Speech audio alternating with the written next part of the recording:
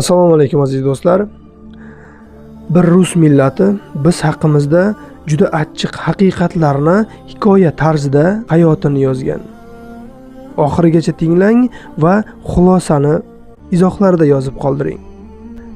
Hikoyaning nomi Puli ko'p kambag'allar. Bu biz haqimizda.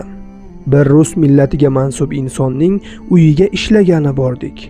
Ish narxini kelishib, o'zbekchiligim qo'zib, rahmi kelib ko'proq pul bersin degan maqsadda oilani boqish kerak.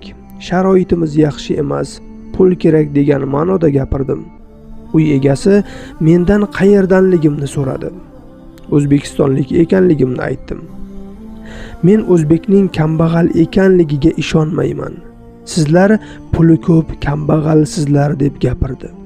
Achchig'im chiqib, indamay ishni boshladik. Ishni tugatgach, rus yigit pulni berarkan, mening qo'pol gapim uchun uzr. Men bir marta O'zbekistonga borib pand yeganman. Shunga achchig'im chiqib gapirdim dedi. Nima bo'lgan deb so'radim. Men uy qurilishlarining biznesi bilan shug'ullanaman. Qo'limda 20 ga yaqin vatandoshlaringiz ishlaydi. Men o'zbek millatini juda ham hurmat qilaman. Ishchilarim bilan xuddi aka-ukalardek gaplashamiz. Haqiqatdan ham mehnatkashsizlar. 10 kunlik ishni 2 kunda bitiradi. Ba'zi vaqtlar qoyil qolardim.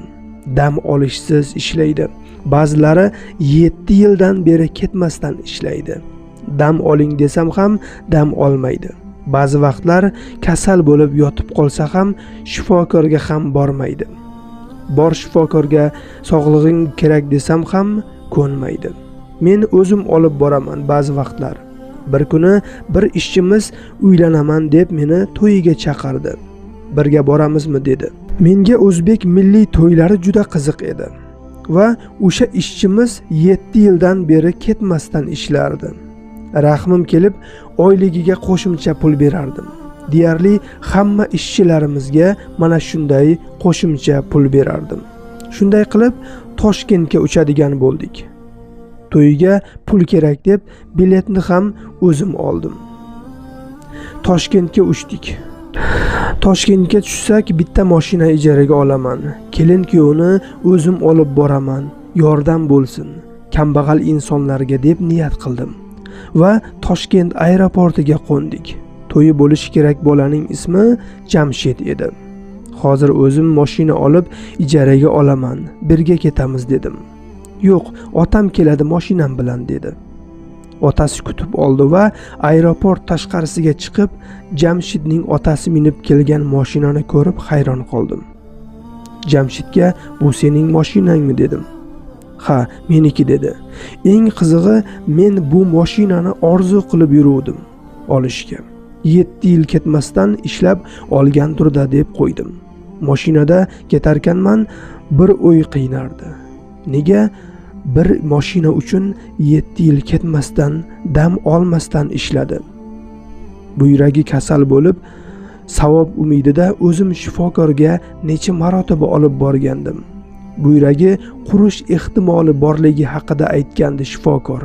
Nega bir temir uchun jonini tikadi savollar qiynardi. Shuni o'ylab Jamshidning uyiga ham yetib keldik. Uyini ko'rib yana bir ezildim. Sababi Jamshidning uyi mening uyimdan ham zo'r edi. Kirdik, uyga juda yaxshi kutib olishdi. Goh-goh o'zimga kulib, bularni kambag'al deb yordam beruvding. Ularning oldida sen kambag'alsan deb o'zimni o'zim aytardim. To'y zo'r bo'ldi. O'zbek milliy taomlaridan yeb bunday mazzani hech qayerda tatib ko'rmagan ekanman. Ertasi kuni kelinni olib kelishga boramiz dedim. Men umuman o'ylamagan ishlar bo'lib ketdi. Men bularning boshlig'i bo'lsam ham hozir to'yga kelgan mashinalarga umrimda bir marta ham o'tirmaganman. Xuddi o'zimni milliarderlarning ichidaligidek his qildim.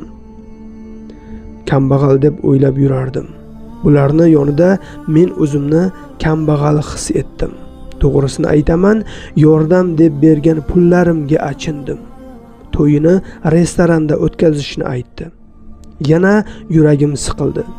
Sababi bunday restoranga umrimda umuman kirmaganman.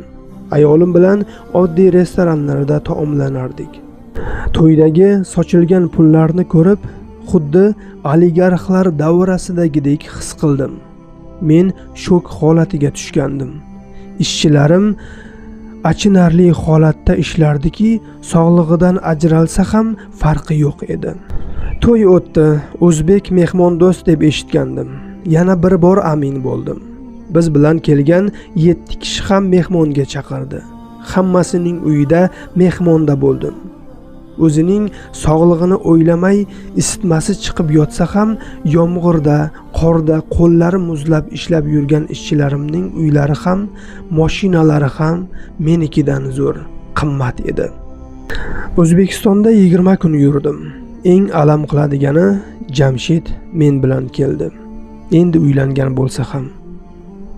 Qol endi degandim, pul ishlash kerak. Sharoitimiz yaxshi emas deb yana noliy boshladi. Mana hozir ham qo'limda ishlaydi. 2 yil bo'ldi, hali ham uyiga borgani yo'q. Buyragi og'rib ham kechasi istimalab chiqadi.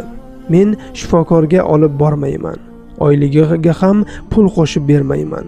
Pul uchun o'zini qurbon qilayotgan Jamshidga o'xshagan ishchilarimga birortasiga yordam bermayman. O'zini o'zi hurmat qilmagan insonga yordam berishni xohlamayman. Men o'zbeklarni puli ko'p kambag'allar deb atayman, deb gapini tugatdi. O'ylab qarasam, o'sha kishining gapi to'g'ri, menga ham tegib ketdi.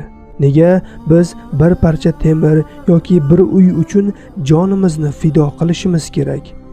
Biz qabrimizni emas, uyimizni keng qilishni so'raydigan ummat bo'lib qoldik. Bolamizning iymonli bo'lishini emas, puldor bo'lishini so'raydigan ummat bo'lib qoldik. Assalomu alaykum va rahmatullohi va barakatuh. Do'stlar, bu hikoyadan qanday xulosa chiqargan bo'lsangiz, albatta izohlarda yozib qoldiring. Bu hayotimizda bo'lib o'tayotgan voqealar. Allohga omonat bo'ling do'stlar. Xayr salomat bo'ling.